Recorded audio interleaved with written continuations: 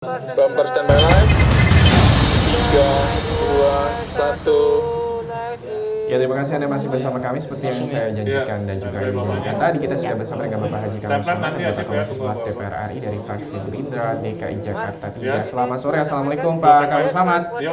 Selamat sore Mas Uki, Mbak Ayu. Sehat ya Pak? Salam. Yuk, oke, ketiga. Sehat Pak? Alhamdulillah sehat, puji Tuhan. Gimana keadaan di Dapil DKI Jakarta 3 sejauh ini? Masih zona merah, hijau, orange? Kalau COVID-19?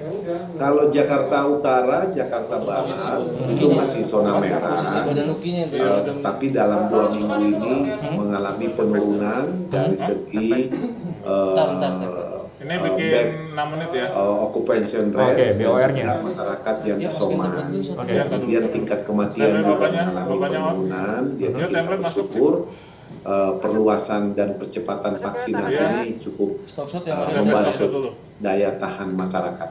Oke, kita beralih ke bagaimana tema kita hari ini terkait dengan pertumbuhan ekonomi. Kalau dari Pak Kamil Samad sendiri melihat bagaimana realitas pertumbuhan ekonomi Indonesia. Ini data dari Badan Pusat Statistik menyatakan pertumbuhan ekonomi sebanyak 7,07%, Pak Kamil Samad. Iya, jadi Mas Uki, sebetulnya kita pertama patut bersyukur ya kepada Tuhan yang Maha Kuasa karena kuartal kedua di tahun 2021 ini ekonomi kita sudah mulai bangkit. Itu menunjukkan bahwa arah kebijakan pemerintah di bidang ekonomi itu sudah on the right track, sudah di jalan yang benar. Namun demikian, pertumbuhan di angka 7,07% itu sebetulnya adalah angka yang biasa saja. Karena jika dibandingkan dengan kuartal kedua tahun 2020, di mana kita minus 5,32. Artinya pertumbuhan ini memang sudah diprediksi sebelumnya. Tetapi juga kalau kita bandingkan dengan pertumbuhan ekonomi beberapa negara di kuartal kedua tahun ini, seperti Singapura itu 14,3%, Amerika 12,2%, Prancis 18,7%, Italia 17,3%, Spanyol 19,8%. Artinya hal ini memang dialami oleh banyak negara yang telah melakukan pengetatan sosial di tengah-tengah masyarakat dalam rangka mengendalikan fundamental krisis, yaitu krisis kesehatan. Begitu Mas Ugi. Oke, sebenarnya ini juga sebuah patut yang kita syukuri seperti itu ya. Tapi kalau misalnya ngomongin soal faktor nih Pak, apa saja sebenarnya, apakah kebijakan-kebijakan terkait dengan BLT maupun juga bagaimana memberikan subsidi seperti itu, juga memberikan insentif kepada para UMKM dan juga bagaimana usaha-usaha. Sebenarnya faktor apa sih Pak yang akan mempengaruhi ataupun juga yang mempengaruhi nilai pertumbuhan ekonomi ini? Karena kalau misalnya mungkin kita ke grassroots gitu ataupun juga ke lapangan, ini banyak sekali mungkin masyarakat yang sebenarnya masih mengeluhkan terkait dengan bagaimana ekonomi semakin sulit dan juga susahnya untuk bisa mendapatkan uang seperti itu. Kalau dari Pak Kamil Samad sendiri, apa sebenarnya yang mempengaruhi nilai pertumbuhan ekonomi kita ini Pak? Jadi Mas Uki, sebetulnya kalau kita lihat per sektor ya, data-data yang ada mulai sektor transportasi, pergudangan, akomodasi, makan minum, kemudian industri kesehatan, agro, kemudian jasa layanan lainnya, sampai pada real estate di kuartal kedua itu memang relatif meningkat, relatif tumbuh, relatif bergerak pada posisi positif. Jadi jika kita lihat berdasarkan lapangan usaha, salah satu faktor yang paling mendorong sebetulnya adalah faktor industri pengolahan. Industri pengolahan inilah yang sebetulnya sudah memberikan gambaran di kuartal pertama Mas Uki. Misalnya kita lihat industri pengolahan dengan komoditasnya minerba, itu wilayah Sulawesi, Maluku, Maluku Utara, Papua Barat, itu di kuartal pertama tahun ini sudah tumbuh positif. Iya, jadi itu salah satu faktor kalau kita lihat berdasarkan sektornya. Begitu Mas. Oke, The shot faktor on. pengolahan khususnya minerba berada di wilayah Sulawesi menjadi mungkin sudah pada kuartal tulis pertama di 2021 whiteboard. sudah positif seperti Oke, itu. Tapi kalau break misalnya di membahas 3. terkait dengan faktor-faktor atau Tapi juga terkait tunggu dengan bagaimana kode yang harus dilakukan oleh pemerintah Berarti sebenarnya langsung Pak. out Tapi aja dari jangan Iya. dibahas Berarti atau ntar juga masukin jangan lagi jauh dari sekarang, kamera. Pak. Dari Kita dua. akan kembali lagi pastikan pemirsa Anda Siap. tetap bersama kami dalam suara Oke, on. Parlemen Petang. 3, 2, 1, tarik. Ya, standby 2. 1 menit ya. Ayo, tunggu ya. nanya ya. Di dua Iya, tuh. padahal masih sisa.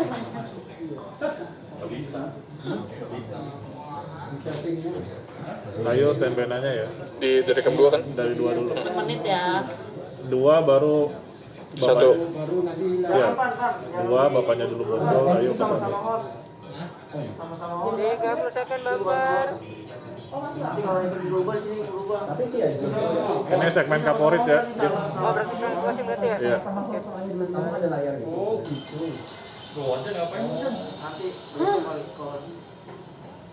Smart. Mana? Kaisar. Ya. Jangan lupa kalau udah kelar 15 second bumper. wawancara, Uki nimpalin ya buat closing. Oh iya, kita lo kalau udah beres wawancara timpalin ya. Bumper. 10, Iya, komen. 8, 7, Standby. Standby. Dari 2. 5, 4, 3, 2, 1, babar standby live. 3, 2, 1. live in.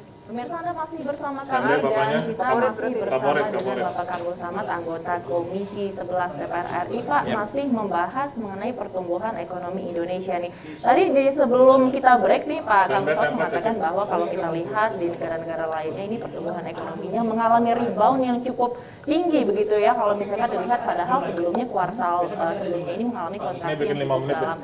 Tapi kan ini bisa diartikan bahwa Indonesia mungkin saja di kuartal selanjutnya bisa jadi mengalami kontraksi lagi, Pak. Sebenarnya apa yang harus dilakukan oleh pemerintah supaya tidak terlena dengan kondisi ini? Bapaknya. Jadi Mbak Ayu, betul sekali, kita tidak Ya, boleh ayo ke satu. terlena Template masuk, dengan pertumbuhan ini. Kenapa?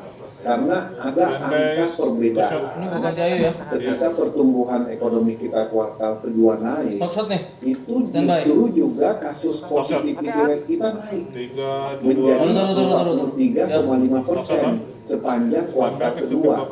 Jika dibandingkan beberapa negara bapaknya on. yang pertumbuhan ekonominya yang saya sebutkan tadi, justru mereka mampu mengendalikan fundamental kesehatan seperti Singapura. Positivity rate-nya naik tetapi hanya 3,6%. Amerika juga naik positivity rate-nya 10,6%. Italia, Jerman, dan Spanyol juga naik positivity rate-nya menjadi 18,1%. Nah, dan 22,7%. Sementara Indonesia itu adalah naik di posisi 43,5%. Jadi ini yang berbahaya sekali. Kita artinya terlalu bertoleransi Iya, lagi terhadap nonton kayaknya dia itu. pelonggaran kegiatan delay. masyarakat. Jadi pertumbuhan ekonomi Singapura, Malaysia, Singapura, Amerika, Jerman, Spanyol itu tumbuh di saat fundamental krisis mereka bisa dikendalikan walaupun ada kenaikan. Kita tumbuh tapi memperoleh kenaikan 43,5%. Ini yang Mbak Ayu katakan berpotensi terjadi gelombang berikutnya, mutasi virus berikutnya, karena kita masih belum sepenuhnya bisa mengendalikan Itu suara dari fundamental krisis. Karena itu kalau boleh saya katakan, Di kalau Bogor boleh ya, bahwa pertama tetap kita harus mengendalikan Ntar kalau fundamental Ayu ngomong lah. krisis, yaitu kesehatan. Ya kan? Pastikan dulu bahwa kesiapan kita dalam melakukan testing, tracing, Ini berarti closing di 2 ya. protokol kesehatan itu senantiasa Tapi berjalan. biasa Ayu beri. Lalu kemudian semua peralatan sosial kita juga diedukasi secara maksimal. Karena kalau itu bisa kita lakukan, maka saya yakin di kuartal ketiga ini, kuartal ketiga akan mengalami penurunan positivity rate-nya, dan Nanti disitulah yang pamitan kita sama bisa Bapak Ayu ya. menyiapkan pertumbuhan ekonomi Tulis di yang whiteboard lebih aja. Yang pamitan sama Bapak Ayu. Nah, pertumbuhan ekonomi hari ini bertentangan, berbeda dengan apa yang kita dengar, apa yang kita lihat di tengah masyarakat. Di Pandeglang, masyarakat kita merebus batu. Itu artinya mereka menyampaikan pesan bahwa mereka sedang mengalami kesulitan keuangan. Di Yogyakarta, di Malioboro, masyarakat kita memasang bendera putih. Pelaku UMKM dan usaha kecil kita menyampaikan pesan bahwa mereka sudah batas ketidakmampuan untuk bertahan. Di Garut, di Bandung, di Sukabumi, para pelaku usaha kita, baik perhotelan, usaha ekonomi kreatif, UMKM, pedagang, menaikkan bendera putih. Artinya apa? Itu semuanya pesan bahwa mereka sudah tidak sanggup lagi untuk bertahan. Di Bali, sepanjang jalan kita bisa menyaksikan properti terpasang banner, tanda, Ini properti nih. dijual, sell. Itu artinya terjadi satu situasi yang belum sepenuhnya pulih di bidang ekonomi. Yang mana? Karena itu kita harus melakukan dua hal secara paralel, Mbak Ayu. Pertama, memastikan pengendalian krisis kesehatan dengan mempercepat dan memperluas vaksinasi, kemudian melanjutkan testing dan tracing. Di saat yang sama, kita mendorong adanya transformasi ekonomi dari ekonomi konvensional menjadi ekonomi digital. Karena selama pandemi 16 bulan kita lalui ini, Bayu, semua sektor-sektor yang terhubung dengan digitalisasi itu mengalami peningkatan. Sementara UMKM kita ada 61 juta pelaku UMKM di Indonesia yang kontribusinya cukup besar terhadap PDB nasional kita. Itu belum sepenuhnya go online. Inilah yang kita mau dorong supaya ada transformasi digital di bidang usaha kecil, usaha mikro dan usaha menengah, supaya mereka tidak kehilangan market, tidak kehilangan pendapatan selama pandemi. Apa saja yang perlu didorong supaya digitalize? Proses produksinya supaya semakin digitalize, proses pemasarannya juga semakin digitalize, dan proses transaksinya, Mbak Ayu. Transaksi pembayarannya juga harus digitalize. Inilah bagian-bagian yang kita dorong supaya UMKM kita tetap bisa survive di tengah pandemi, di tengah tantangan ekonomi yang begitu sulit bagi kita. Begitu, Mbak Ayu. Tadi kalau misalkan Bapak mengatakan bahwa di tengah pertumbuhan ekonomi yang mengalami rebound seperti ini, tapi masih terjadi paradoks atau dualisme di lapangan seperti itu ya.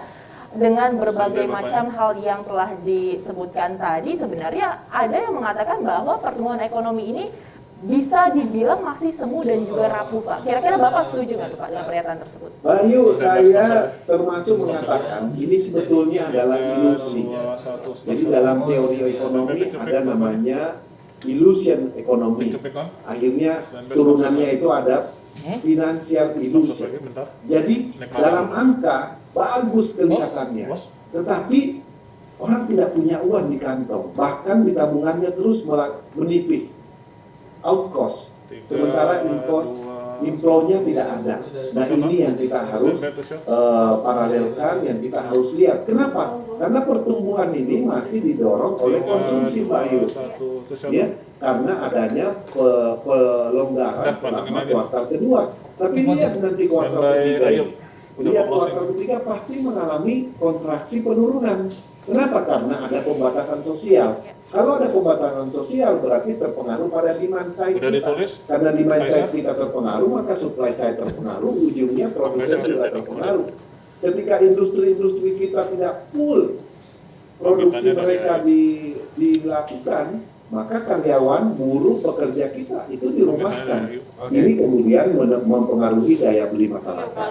Karena itu saya ingin menyampaikan pesan bahwa ekonomi kita ini masih dalam angka-angka, belum sepenuhnya berada di sektor real dalam menggerakkan ekonomi. Karena kalau pertumbuhan 1% idealnya, pertumbuhan positif 1%, Mbak Ayu, idealnya itu membuka 500.000 lapangan pekerjaan baru. Coba Mbak Ayu tanya tetangganya, ada nggak yang kebetulan di kuartal kedua ini lamar dan diterima kerja? Yang ada, aduh, ini belum ada kesempatan lagi nih, masih nunggu, yang penting bisa bertahan dulu. Jadi belum kedengaran. Kalau 7% dalam 1 tahun ya, kalau ini kan usul kuartal kedua, 7% itu artinya ada 3,5 juta lapangan pekerjaan baru terbuka. Nah, kita berdoa mudah-mudahan kuartal ketiga kalau toh kontraksinya turun, itu mudah-mudahan tidak terlalu dalam, tidak sampai minus. Begitu juga kuartal keempat. Tapi itu semua kuncinya ada di pengendalian krisis kesehatan, Mbak. Itu yang sangat penting. Demikian. Ya, baik, terima kasih banyak Pak Masih Kamil tetap. Samad, anggota Komisi 11 DPR RI dari fraksi Ayo, standby ya. Partai Gerindra, daerah pemilihan DKI Jakarta 3 ya Bapak. Ini telah memberikan bagaimana gambaran dan juga perspektif mengenai angka pertumbuhan ekonomi Indonesia yang telah mencapai 7,07%. Dan ini juga pastinya UKI melihat Ayo, dari ayo, berbagai macam hal yang Ayo, kita setelah Ayo, standby dua, dua. masih banyak juga di PR yang harus kita laksanakan juga, terutama Udah dalam selesai, kan? sektor Udah. kesehatan. Standby, MCR. Kan ini sebenarnya hanya angka-angka saja. Closing, tulis closing. Dapat lupa dia. Kalau 1%, Stok satu udah ya. Iya. kita kan 500.000, ada juga kerja baru atau juga ada Udah berarti. Lapangan kerja baru juga ya. Nah, kalau misalnya tadi juga 7% itu idealnya 3,5 juta lapangan kerja baru, tapi ini sebenarnya juga Lupa kali, dilema juga kalau misalnya Udah ditulis di whiteboard. Iya, udah ada gimana pamitan jangan sama- langsung ditinggal. Sekali pastinya kita berharap juga nih semoga Bilang Lupa. lagi, kasih tahu lagi, ngetin lagi. Bridging terima kasih Bapak gitu. meskipun tadi kontraksinya tidak terlalu jauh. Bilang terima kasih Bapak. Ini gak usah balik aja. Bisa Nggak usah. lalu benar-benar sampai ke grassroots-nya ya, masyarakat bisa merasakan pertumbuhan. dan ini juga pemirsa, ini adalah akhir dari perjumpaan kita dalam suara Kalau bilang parlemen terima kasih nggak enak. pada hari ini. Sekali lagi terima kasih buat Bapak Haji Kamil Samad, anggota Komisi iya. 11 DPR RI dari fraksi Gerindra daerah pemilihan DKI Jakarta 3. Dan pemirsa, saya Suki Abdul dan juga rekan saya. Dan saya Rahmawati Standby, beserta siap. seluruh kerabat kerja yang bertugas mengucapkan terima kasih atas perhatian Anda. Sampai jumpa. 5, 4, 3, 2, 1. Thank you. Have a nice day. Thank you.